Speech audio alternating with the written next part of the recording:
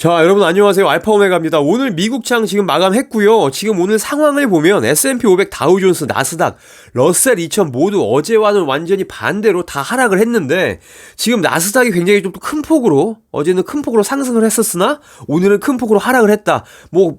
올라간 거 다시 다 내려왔다라고 보시면 좋을 것 같고요. 기름값 내려갔고 금값도 같이 내려갔다라고 보시면 좋을 것 같습니다.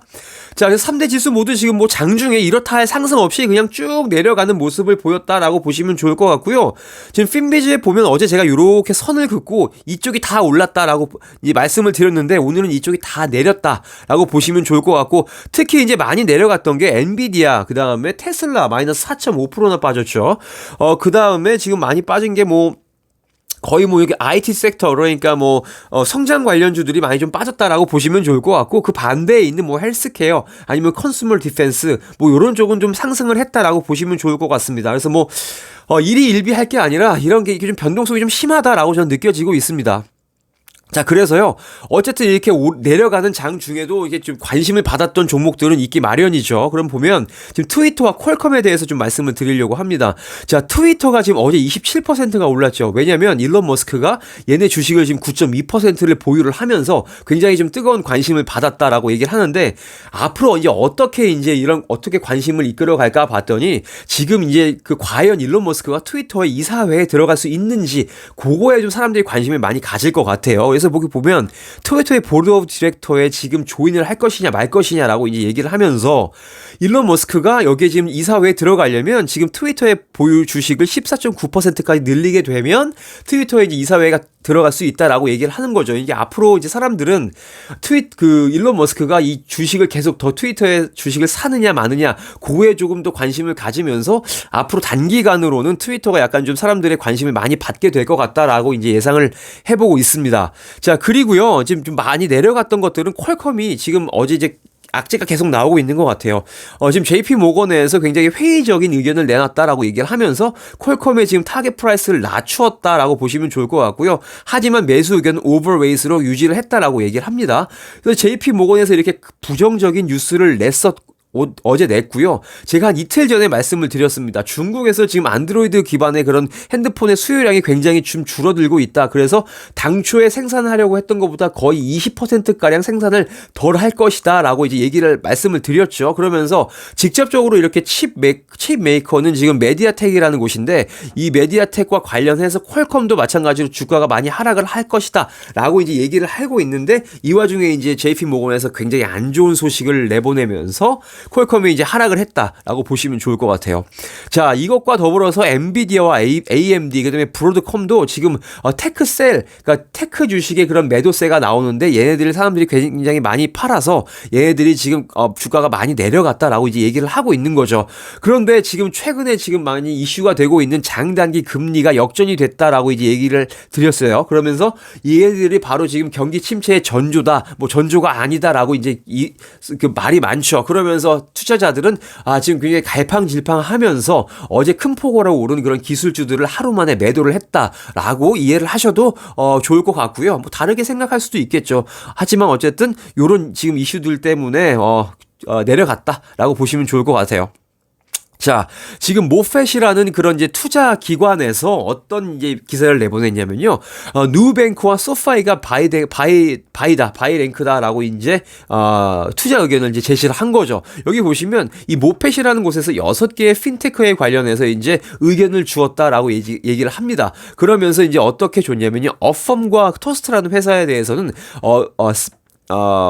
굉장히 좋지 않은 의견을 줬죠. 셀 의견을 줬는지 모르겠지만 어쨌든 지금 장기적으로 이런 성장을 봤을 때 굉장히 실망스러운 궤도를 그리고 있다라고 얘기를 하면서 굉장히 부정적인 의견을 주었고요. 바이 레이팅을 준 것은 지금 누뱅크와 소파이, 그다음에 라이트 스피드라는 회사 요 세 가지에 대해서 바이 레이팅을 줬다. 그러면서 누뱅크는 지금 라틴 아메리카에서 굉장히 좀 사업을 잘 하고 있다라고 얘기를 하면서 바이 의견을 줬고요. 11%의 타겟 프라이스를 제시를 했습니다. 그리고요. 소파이 같은 경우에는 얘네들이 지금 사업을 하고 있는 게 굉장히 매력적인 리스크 리턴 프로파일을 가지고 있다라고 얘기를 했다고 합니다. 그러면서 이제 분석을 한 결과 소파이가 앞으로 지금 2022년도에 50%의 매출 성장을 지금 기록을 할 수 있을 것이다 라고 예상을 했고요. 앞으로 4년 동안 40%의 성장을 할 수 있을 거야 라고 이제 얘기를 하면서 소파이에 대해서는 매수 의견을 주었다 라고 얘기를 하는데, 요거는 지금 넥스트 4year 한 거 보면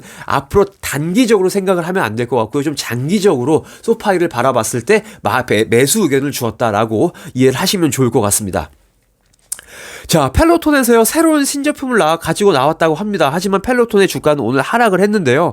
그 신제품이 바로 요겁니다. 예, 카메라예요. 트래킹 카메라입니다. 이게 지금 뭐냐면, 요렇게 테이블 밑에 아니면 뭐 테레비 위에 설치를 해놓고, 요게 이제 이 고객이죠. 이렇게 지금 굉장히 폼이 웃긴데, 어쨌든 요 폼을 지금 트래킹, 자신의 모습을 볼 수도 있고, 뭐 그런 카메라를 지금 이제 신제품으로 가지고 나왔다라고 보시면 좋을 것 같습니다. 그래서 뭐 봤더니 한 달에 13불이고, 처음에 이제 이거를 기계를 가지고 오는 건 뭐 한 295달러 정도 하나 봐요. 그렇게 좀 참고를 하시면 좋을 것 같고요. 요거에 대한 의견이 있는데, 자, 요게 보시면 엑스박스 360이라는 이제 게임기에서 출시했던 키넥트라는 이제 동작 센서입니다. 요게 바로 언제 나왔었냐면요. 2010년도 경에 나왔어요. 2010년도.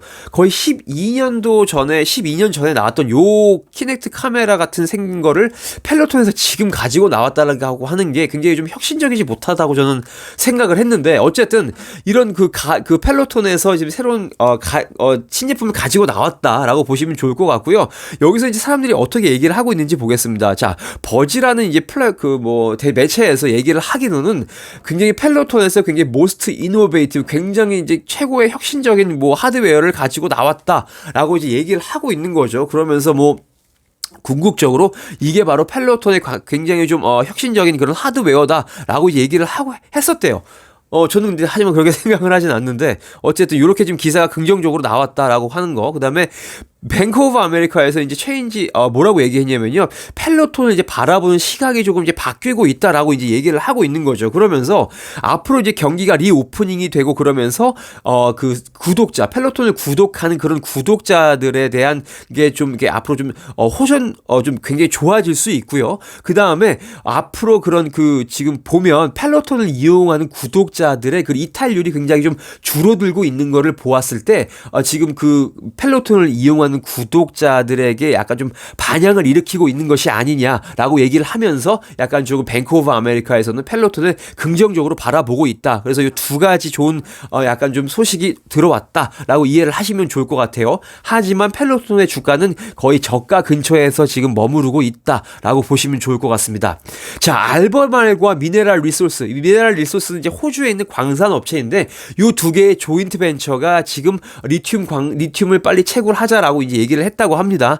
여기 보시면 오스트레일리아, 호주의 미네랄 리소스가요, 지금 스포듐인 생산량을 좀 늘리기로 했다라고 얘기를 합니다. 왜냐하면 리튬의 가격이 지금 치솟고 있기 때문이죠. 자, 여기 보시면 미네랄 리소스와 알버말이 지금 액셀러레이트 한다, 가속화한다라고 하는 거죠. 그러니까 리스타트 오브 프로덕션이다. 그러니까 지금 생산량 가속화하는 거를 하기로 지금 결정을 했다라고 이제 얘기를 하고 있고요. 왜냐면 이제 세계적으로 지금 이런 커스터머들이 그런 리튬 수요를 굉장히 좀 많이 지금 요구를 하고 있기 때문이죠. 그렇기 때문에 이런 기사가 나왔던 것 같고요. 자, 미네랄 리소스에 관련돼서는 제가 잘 알지 못하기 때문에 요 정도로 얘기를 해야 될 것 같은데, 뭐 트레인 1, 2, 3, 4가 있나 봐요. 어쨌든 뭐 광산이 4개 정도 있다고 전 이해를 했고요. 당초보다 조금 더 빠르게 리튬을 좀 채굴을 할 것이다라고 정리를 하면 좋을 것 같습니다. 어쨌든 제가 정리한 내용은 여기까지고요. 궁금하시거나 일부 뭐 추가적으로 코멘트가 있으시면 댓글로 주시면 감사하겠습니다. 오늘 좋은 하루 되시고요.